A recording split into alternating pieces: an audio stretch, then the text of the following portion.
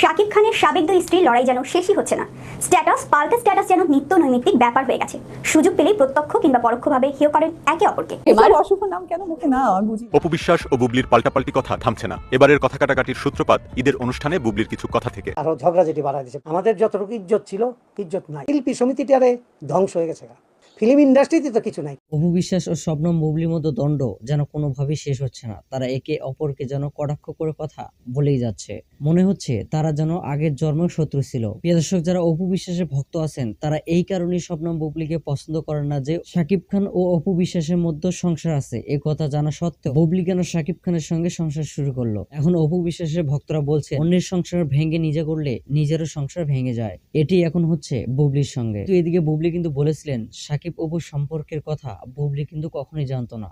প্রিয় দর্শক, ইতিমধ্যে টাইটেল এবং থাম্বনেল দিয়ে বুঝতে পারছেন আজকের ভিডিওটি কোন বিষয়ে হতে যাচ্ছে। আজকের ভিডিওটি অনেক গুরুত্বপূর্ণ। প্রিয় দর্শক, এমনটি কিন্তু গুরুত্বপূর্ণ কিছু তথ্য দিলেন চলচ্চিত্রের অভিনেতা ডিপজল হোসেন। তিনি বলেন আমাদের ফিল্ম ইন্ডাস্ট্রি আস্তে আস্তে ধ্বংস হচ্ছে। তো সম্পূর্ণ ভিডিওটা দেখতে থাকুন। তার আগে বলে রাখি, এখনো যদি চ্যানেলকে সাবস্ক্রাইব না করে থাকেন তাহলে অবশ্যই চ্যানেলকে সাবস্ক্রাইব করে অল নোটিফিকেশন অন করে দিন এবং আপনাদের মতামত অবশ্যই কমেন্ট বক্সে জানিয়ে দিতে ভুলবেন না। এবার অশুভ নাম কেন মুখে না আমি বুঝি। অপু বিশ্বাস ও বুবলির পাল্টাপাল্টি কথা থামছে না। এবারের কথা কাটাকাটির সূত্রপাত ঈদের অনুষ্ঠানে বুবলির কিছু কথা থেকে, যেখানে বুবলি জানিয়েছিলেন শাকিব ও তার বিয়ে বিচ্ছেদ হয়নি এখনো। বুবলি এও জানান শাকিব খানের সঙ্গে বুবলি ও বীর সময় কাটানোর সময় হঠাৎ রুমে প্রবেশ করেন অপু ও জয়।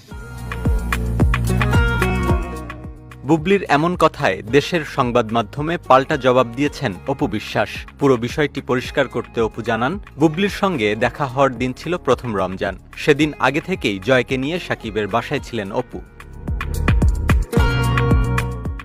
অপু বলেন সন্ধ্যা 7টার দিকে খাবার খাবে বলে শাকিব খান অফিস থেকে ফোন কলে আমাকে জানায়। আমি এর 30-40 মিনিট পর যখন শাকিবের বাসা থেকে খাবার নিয়ে অফিসের দিকে যাই তখন বুঝতে পারি শেহজাদ হয়তো বাবার কাছে এসেছে। আর সেদিন শাকিবের বাসায় না, অফিসে গিয়েছিলেন বুবলি। অপু আরও বলেন অফিসের ভেতরে গিয়ে দেখি টিভিতে কার্টুন দেখছেন শেহজাদ আর একটি চেয়ারে বসে আছেন বুবলি। শাকিব ঘুমিয়ে আছেন। তাদের সঙ্গে ওই অফিসে তখন শাকিবের দুজন ব্যক্তিগত সহকারীও ছিলেন। এরপরও এটাকে কেন তিনি কোয়ালিটি টাইম বলছেন জানি না। এসব কথা বলে বুবলি নিজে ছোট হচ্ছেন নাকি অন্যকে ছোট করার চেষ্টা করছেন? একমাত্র ওয়ালটন এসি দিচ্ছে 1 বছরের রিপ্লেসমেন্ট গ্যারান্টি এবং কম্প্রেসারের 10 বছরের গ্যারান্টি। সেটা অপু বিশ্বাস ঠিক বুঝতে পারছেন না বলে মন্তব্য করেছেন। শাকিব খানের সাবেক দুই স্ত্রীর লড়াই যেন শেষই হচ্ছে না।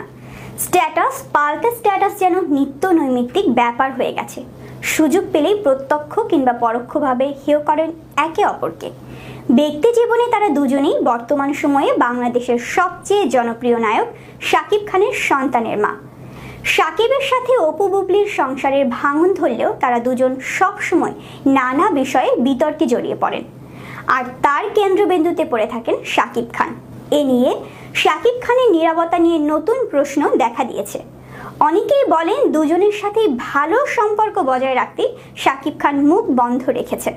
সম্প্রতি একটি বেসরকারি টেলিভিশন চ্যানেলের অনুষ্ঠানে আলাপচারিতার ফাঁকে সাবেক সতীন বুবলির প্রসঙ্গ উঠতেই অপু বিশ্বাস বলেন আমাকে নিয়ে তার মন্তব্য কি সেটি জানার সময় আমার নেই। এক বাক্যে তাকে ঘৃণা করি আমি। ইংরেজিতে হেট বললে আরও স্মার্ট হয়। তিনি আরও বলেন তার নাম নিতে ব্যক্তিত্বে বাধে আমার।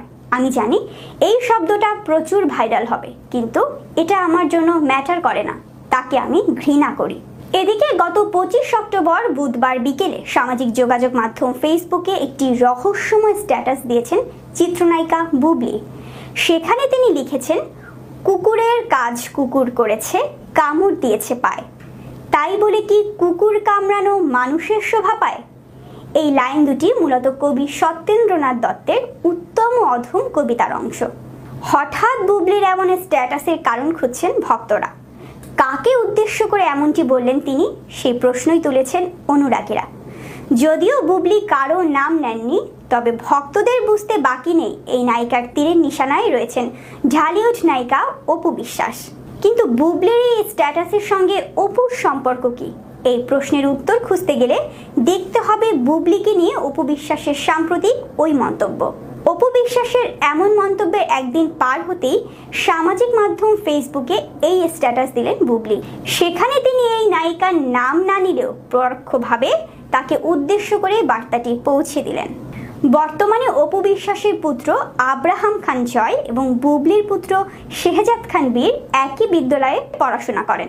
মাঝে মধ্যে ছেলে জয়কে স্কুলে পৌঁছে দিতে যান অপু বিশ্বাস। স্কুলে বুবলি কিংবা বীরের সাথে কখনো দেখা হয় কিনা এই প্রশ্নের জবাবে তিনি বলেন, এখনো পর্যন্ত এরকম কোনো পরিস্থিতি হয়নি। অপু আরও জানান, জয়ের মতো যারা আছে তারা সবাই আমার সন্তানের মতো। জয় যেমন আমার সন্তান, বীরও আমার সন্তান। তাকে পছন্দ করি আমি, কাছ থেকে দেখেছিও, সে খুবই কিউট, মাশাআল্লাহ। আমি মন থেকে দোয়া করি তাকে। এছাড়া পিতা হিসেবে শাকিব খান ও তার দুই পুত্রের বিষয়ে অপু বলেন, আমি আগেও বলেছি শাকিব খানের পৃথিবী এখন একটাই, তার দুই সন্তান জয় ও বীর। সেখানে আর কেউ এন্ট্রি নিতে পারবে না। দুই সন্তানের কারণে তার মধ্যে অনেক পরিবর্তন এসেছে। আগের চেয়ে অনেক নীরব ও দায়িত্ববান হয়েছে। একজন পিতা হিসেবে তার এই পরিবর্তন ও চিন্তাধারাকে সবসময় রেসপেক্ট ও সম্মান জানাই আমি। কাঞ্চন বাইটার মিছিল করে দিতে পারতো, আর আগুন লাগাই দিচ্ছে, আরও ঝগড়াঝাটি বাড়াই দিচ্ছে। আমাদের যতটুকু ইজ্জত ছিল, ইজ্জত নাই।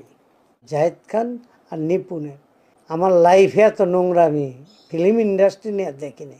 কম টাকা খরচ করছে নিপুণ, অনেক টাকা খরচ করছে, ভাবছে না জানি কি আছে। শিল্পী সমিতিটারে ধ্বংস হয়ে গেছে। ফিল্ম ইন্ডাস্ট্রিতে তো কিছু নাই, ওই 4-5 জন স্টাফেরই তো বেতন দিতে পারে না। কাঞ্চন ভাই একমাত্র এখানে সিনিয়র হিসাবে, উনি যদি ডাক দেওয়া আসা সবাইরে নিয়ে বসতো, বৈশা যদি এটার সমাধান করতো, কাঞ্চন ভাই এটার মিছিল করে দিতে পারতো, কিন্তু করে না ওইটা। আর আগুন লাগাই দিচ্ছে, আরও ঝগড়াঝাটি বাড়াই দিচ্ছে বড় করে। কেন? কোনো কারণ আছে? কোনো কারণ নেই। এখানে হলো লাভের বাটোরা, এই আবিজাবি। তাতে শিল্পী সমিতিতে তো ওই টাকা পয়সা নাই যে অনেক টাকা আছে, অনেক কিছু আছে, না। তো এই ও যে খরচ করছে, কম টাকা খরচ করছে নিপুণ, অনেক টাকা খরচ করছে, ভাবছে না জানি কি আছে, আসলে কিছুই নাই। শিল্পী সমিতির কী থাকবে? শিল্পী সমিতির দিতে হয়, যে কোনো সাইডে দিতে হবে। শিল্পী সমিতির কিছু আনার কিছু নাই। হ্যাঁ, পারবেন ওই হয়তো ছবি একটা করবেন, ওখান থেকে কিছু একটা টাকা আনতে পারবেন, হয়তো 30-40 লাখ 50 লাখ টাকা দেয়, ওইটা আনলে ওইটা ঠিক আছে, ওইটা ভিন্ন। কিন্তু আমার কথা হলো শিল্পী সমিতিটারে ধ্বংস হয়ে গেছে। শিল্পী সমিতিতে আমি ডিক্লার দিয়েছিলাম যে সভাপতি দাঁড়াবো, যে শিল্পী সমিতির কোনো টাকা পয়সা নাই, চাঁদা যা ওঠে ওটাতে তো স্টাফ বেতনই হয় না। ওই মাঝে মধ্যে আগে আমার বলতো, অমুকরে বলতো যে আমরা বেতন দিতে পারছি না। ওই 4-5 জন স্টাফেরই তো বেতন দিতে পারে না, শিল্পী সমিতি কিসের চুরি করবে? ওখানে বসলে একটু ইজ্জত থাকে, আমি সভাপতি, আমি সেক্রেটারি, ওই অন্য কিছু না। ফিল্ম ইন্ডাস্ট্রিতে তো কিছু নাই, কোথার থেকে কী বলবে?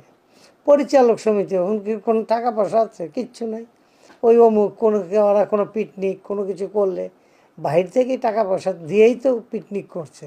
এই জীবনের প্রথম দেখলাম, আমার ফিল্ম ইন্ডাস্ট্রিতে আমার প্রায় কত 40-45 বছর বয়স তো হবে আমার ফিল্মে, এই ফার্স্ট টাইম দেখলাম ফিল্ম ইন্ডাস্ট্রি।